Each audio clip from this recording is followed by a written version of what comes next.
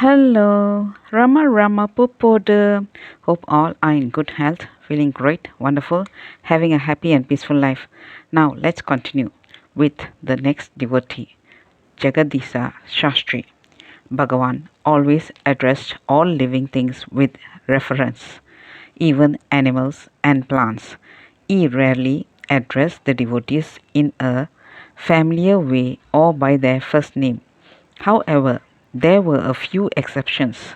One of them was Jagadisa Shastri, whom he used to address as Jagadisa. He came at a very young age to Bhagavan when he was in Virupaksha cave. Bhagavan was very fond of him.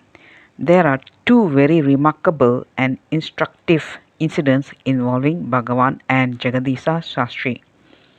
He and his wife had put up a hut in front of Ramana Ashramam and were living there very happily when doctors diagnosed him with having terminal cancer of the stomach.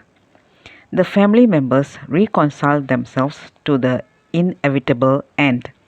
The local doctor, also a devotee of Bhagavan, even predicted that the end would come in a matter of hours. At the 11th hour, Jagadishasastri offered prayers to Bhagavan. Since he was a Sanskrit poet, he composed 8 verses, Prapati Ashtagam, 8 verses of surrender, extolling Bhagavan's glory and power as the Sadguru and appealing for his grace. Bhagavan was so moved that he saved his life. This happened in 1945.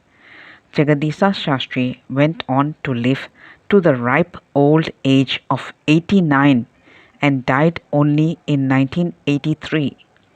The second incident came a few years later.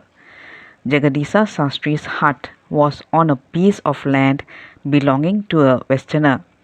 Unfortunately, the Westerner underwent some financial strain and had to sell the land. He offered to compensate Jagadishasastri for whatever amount he had spent on the hut, but asked them to vacate it. Jagadishasastri was devastated as he had no other place in Arunachala.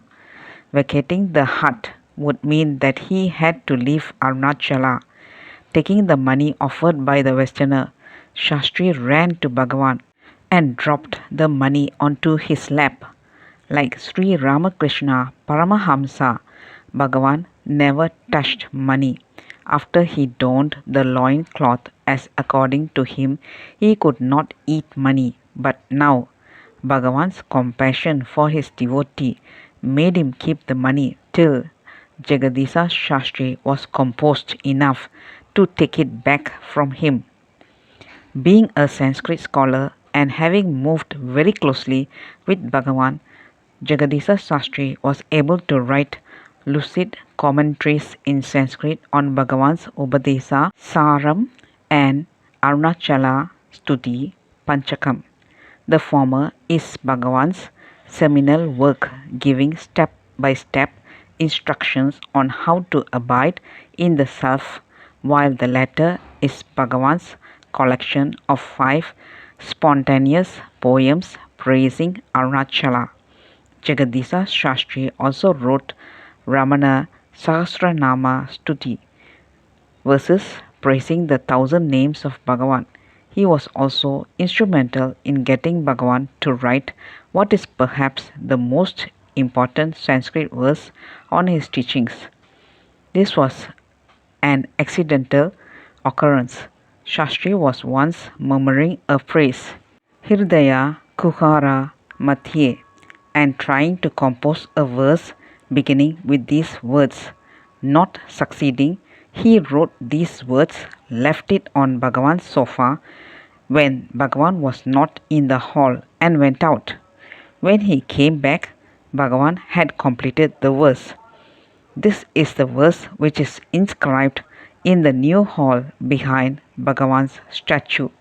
Although Jagadishasastri had to shift his residence to Chennai due to compelling family constraints, he dedicated the rest of his life to teaching Vedanta in its original Sanskrit commentaries. For his service in teaching the knowledge of the self, Atma Vidya, he was conferred the title Atma Vidya Bhushanam by one great Shankaracharya of Kanchi, Chandrasekhara Saraswati. I had the good fortune of meeting Jagadishasastri in 1956 while doing my post-graduation in philosophy. My professor in the university was Dr. T. M. P. Mahadevan, a great devotee of Bhagavan. Once he was celebrating Bhagavan's birthday at his residence in Chennai. The celebrations went on for 3 days. Many eminent people came and gave talks. One of the talks was given by Jagadisha Shastri. His talk, in which he expounded the uniqueness and greatness of Bhagavan, was spellbinding.